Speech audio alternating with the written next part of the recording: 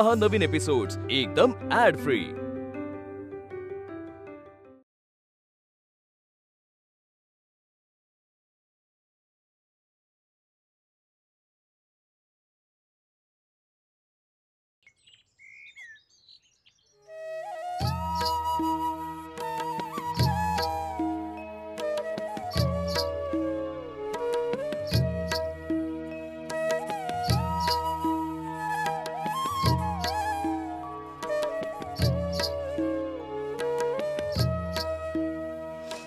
बघितलेस किती छान गाढ झोप लागली हिला।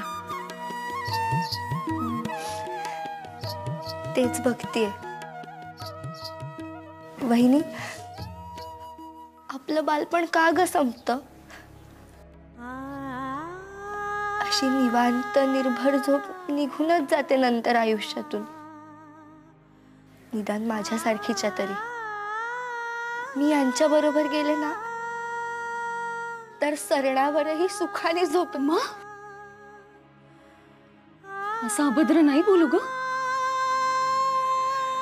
तुझे सारे सुखाचेच होणार आहे। तू काळजी नको करूस, पण पुन्हा असं अभद्र कधीही बोलायचं नाही, कळले?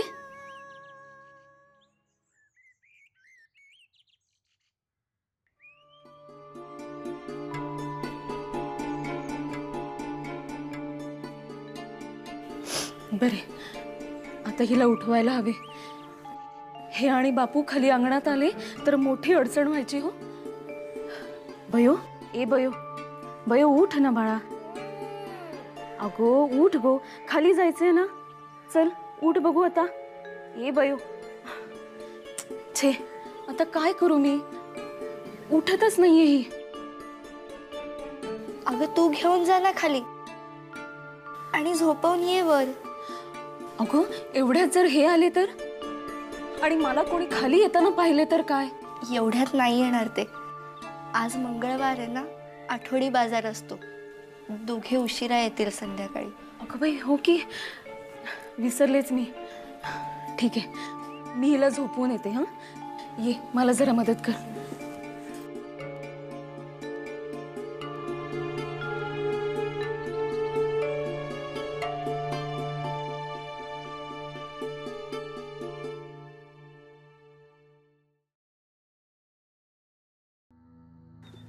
मला जायचंय, जायचंय मला जायचंय, मला जायचंय, जायचंय, जायचंय।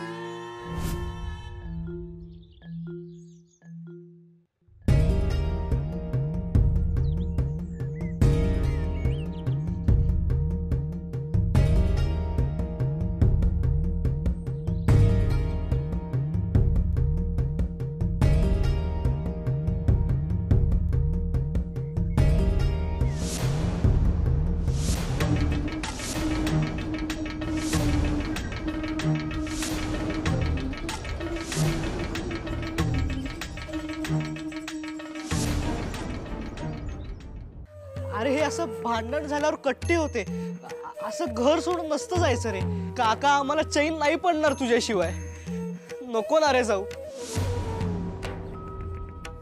आणि काकू, अगं माझ्या लग्नात तर वरमाय म्हणून तूच मिरवणार आहेस।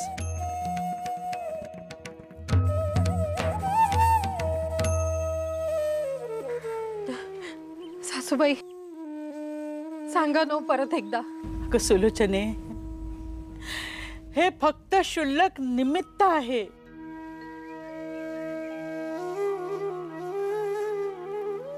हे सगळं यांचं आधीच ठरलेलं आहे।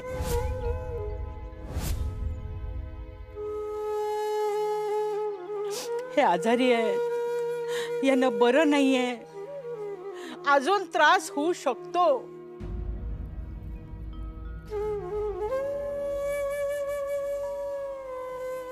याचा काही विचारच नाही. घरात लग्न कार्य तोंडावर आलंय, अशा वेळेला हातात हात घालून काम करावं. हे निघालेत घर सोडून.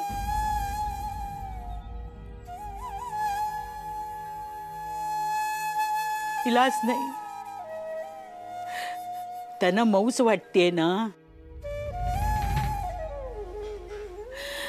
त्यांच्या सुखात आपला अडथळा नको.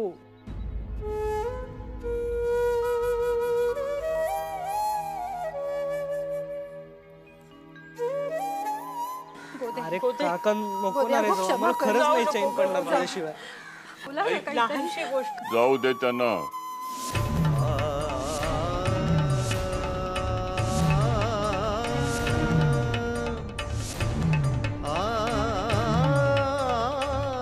तुम्ही अहो काका काका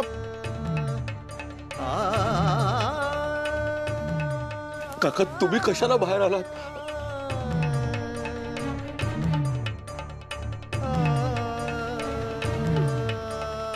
माझी बायको बोलतीये ते खरंय. त्यांच्या सुखाच्या मार्गात आपला अडथळा नको. त्यांचा सोडून जाण्याचा निर्णय काही एका रात्रीत घडलेला नाहीये. मनाला गाठी बसलेल्या असताना तसंच राहण्यात काय अर्थ आहे?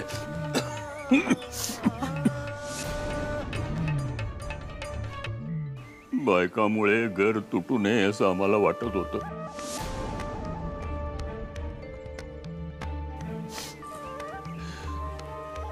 तसं आम्ही वेळोवेळी बजावत देखील होतो, पण शेवटी जे घडायला नको होतं ते घडलं. जा तुम्ही, सुखी राहा. आणि तुम्ही पाठ फिरवली तरी सान्यांच्या घरानं आपला आप सोडलेला नाही. या घराची दारं तुमच्यासाठी उघडीच असतील.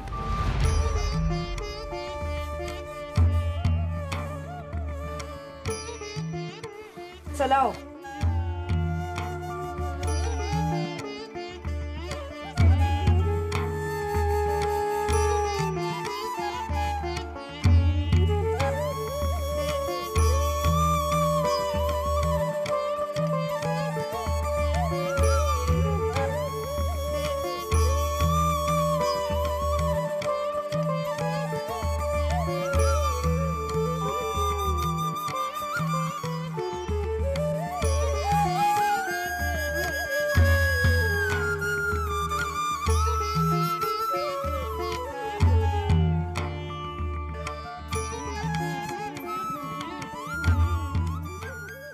हे काय पाहतोय मी? भयो तुझ्याकडे? अगो उमेश, अडचण आहे. तिला त्रास होतोय म्हणून तिच्या सोबतीला गेली होतीस ना तू 3 दिवसासाठी माडीवर. आणि तू अशी मोकाट बाहेर फिरतेस. अहो ते काही बोलू नकोस. सगळे तारतम्य सुटले या घरातले. राधे, तुझ्याकडून अशी अपेक्षा नव्हती. भ्रष्टाचार माजलाय नुसता. नाही हो बापू, मुद्दाम नाही केले. ते बयोला मला भेटावेसे वाटले म्हणून आली होती वरच्या खोलीत. माझ्या जवळ सुद्धा हट्ट करत होती ती तुझ्या जवळ जाण्यासाठी, पण मी साफ नकार दिला. आणि तीच ढीग वाटले. तुला अक्कल नको? दार उघडायचंच कशाला म्हणतो मी. खरे तर ते चुकून उघडे राहिले हो दार.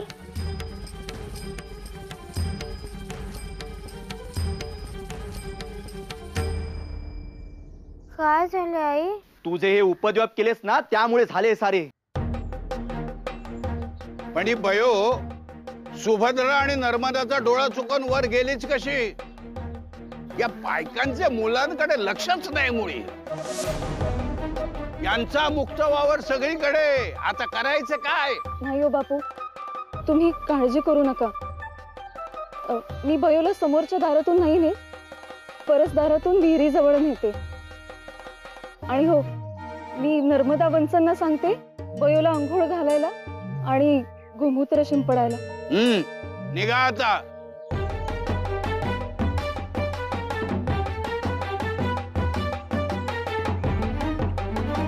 नारायणा, तुझ्या बायकोला मी समजदार समजत होतो, पण भांडगुळांसोबत राहून हिची मती गुंग व्हायला लागली की काय असं वाटायला लागलंय मला.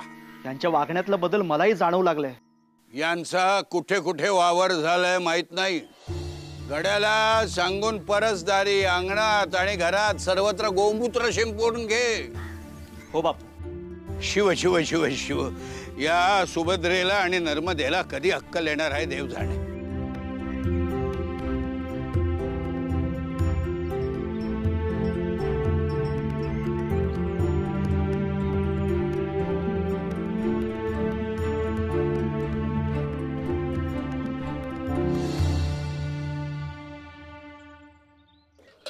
वंच वंच, हो आंघोळीचं पाणी द्या हो जरा. घोळस खाली. का काय झाले? अहो, माडीवरून खाली येताना यांनी आणि बापूने पाहिले हो आम्हाला. अगं बाई, मग आता? हो आता काय, उमेची अडचण आहे असे सांगितले ना आपण. आता हिला पण आंघोळ घालावी लागणार. बयो बयो उठ गो.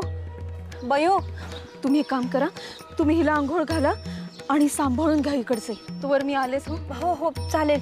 बयो उठ. बयो उठ. काय ग बयो? बयो उठ. बयो बयो उठ. तुझी बाजू घेतली काकूंजवळ, ती अंगाशीच आली म्हणायची. बयो उठ. बयो उठ गो. अगो बयो उठ गो.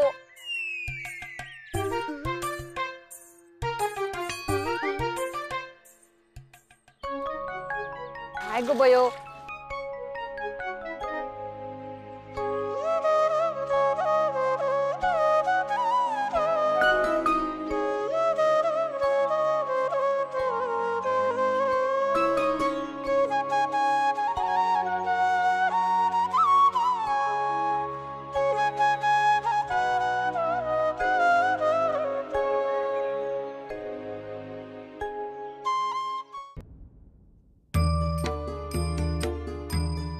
सासूबाई यांना सांगून ठेवा, हे असे भलते सलते आरोप मला खपायचे नाहीत म्हणून. सासूबाई यांना सुद्धा सांगून ठेवा, माझ्या मुलांवर डूक ठेवलेला मला चालायचा नाही.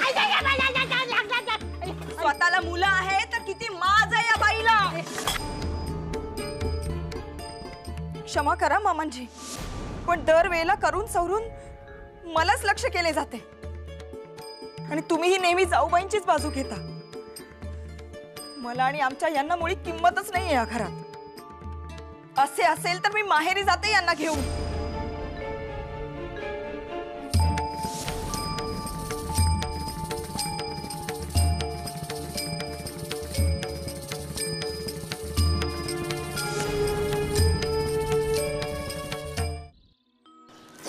आई, अगं रडू नकोस ना.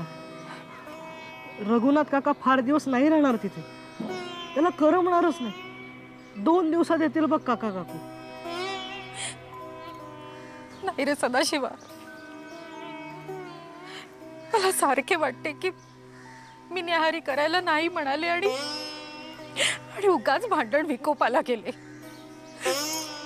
गोदेने सुद्धा इतके ताडायला नको होते खरं तर. आई, अगं तुला आजीने पण सांगितलं आहे ना की असं काही नाहीये म्हणून. तू स्वतःला दोषी समजू नकोस. आणि रडून रडून बघ चेहरा कसा झालाय तुझा.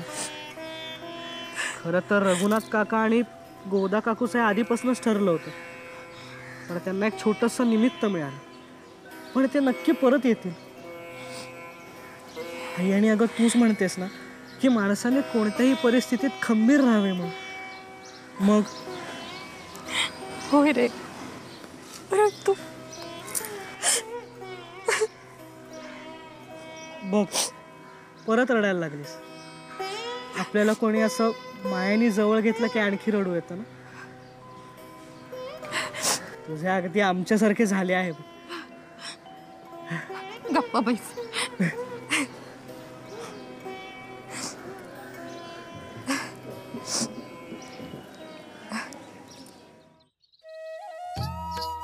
शाबास. आजी तू किती छान केस विंचरतेस न दुखवता. मी माझ्या मुलांचे असेच केस विंचरणार. बरं हो बरं. पण आईकडेच निजलीस ना, तिनंही नाही उठवले. हो, मला कायम तिच्याच कुशीत निजून राहावे असे वाटते. अगो तुलाच काय, मलाही अजून असेच वाटते हो. एवढे मोठे झालेस तरीही? होय ग होय. आईच्या समोर कसले ते आपले मोठेपण. जसजसे आपण मोठे होतो जग कळू लागते, तस तशी आईच्या कुशीची जास्त आठवण येते हो.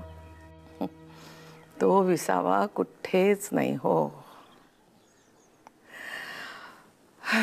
पण असो, पण तुझा पराक्रम थोडक्यात निभावला हो. बापू आणि नारायण नेमके आलेच समोर, म्हणून म्हणत होते सावधपणे जा आणि ये. अगो बरं बरं, रडू नकोस आता पुन्हा. भेटली ना आई, झाला ना जीव शांत. आता सांग, काय सांगणार होतीस ते.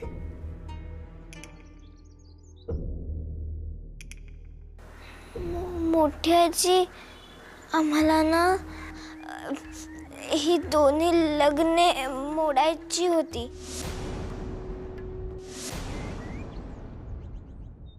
अगो बयो, तू रागावू नको ना आजी, पण उमा आत्याला नाही करायचे त्या जोगाजोबांशी लग्न. ठाऊक आहे गो. अगो पण तुझे काय? मला नाही जायचं हे घर सोडून, म्हणून मलाही नकोय हे लग्न. म्हणून आम्ही खूप प्रयत्न केले.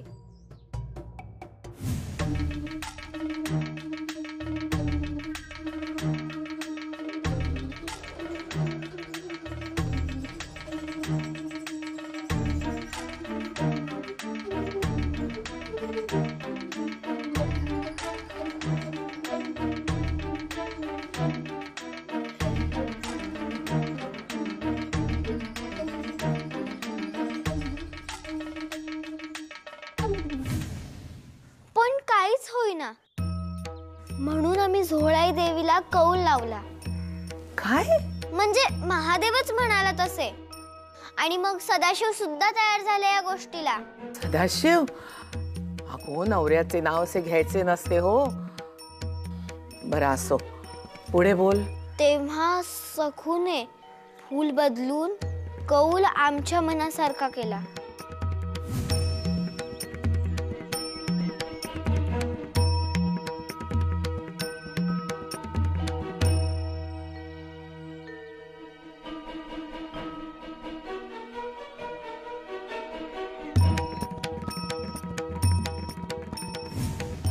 आम्हाला खूप आनंद झाला की देवीने आमचे ऐकले. दोन्ही लग्न मोडणार. पण मग सखूने आम्हाला सांगितले खरे काय झाले ते. त्यामुळे रडू येऊन आईच्या कुशीत जावेसे वाटले. उगी उगी उगी, रडू नको, रडू नको. हा, रडू नको. थोडक्यात हा सदाशिव साने सुद्धा होता का तुम्हा लहान मुलांच्या खेळात? पण त्याला का नकोय लग्न? त्यांना पुण्यातील मोठ्या माणसांसारखी लोकांची सेवा करायची आहे. काय बरं नाव म्हणाले होते ते? हा, ज्योतिबा फुले आणि सावित्रीबाई फुले यांच्यासारखे. अगो सांगतेस काय? भाग्य सुधारले हो तुझे. आता तर हे लग्न व्हायलाच हवे. बयो, तुम्हा भावा बहिणीचे प्रेम छानच आहे हो. एकमेकांच्या आनंदासाठी करता सगळे. पण आता देवी आईने कौल दिलाय ना, तर सगळे चांगलेच होईल. तू आणि उमा ते आनंदाने स्वीकारा. मनातली आढी काढून टाका. आणि तुला तर सदाशिव सारखा आपल्याच विचारांचा नवरा मिळालेला आहे. लक्षात ठेव माझे बोल. या लग्नाने तू सुखीच होशील. तू नेहमी म्हणतेस ना, मी माझ्या मुलांशी असे वागणार तसे वागणार, सगळे होईल हो तुझ्या मनासारखे. आणि बरं का, तुझे लग्न झाल्यानंतर पूजेसाठी 1 दिवस तू सान्यांच्या घरी राहायचे, मग तुला परत इथं आणणार आणि मग मोठी झाल्यावर रितसर तुझी पाठवणी करणार. खरं अगदी खरे हो.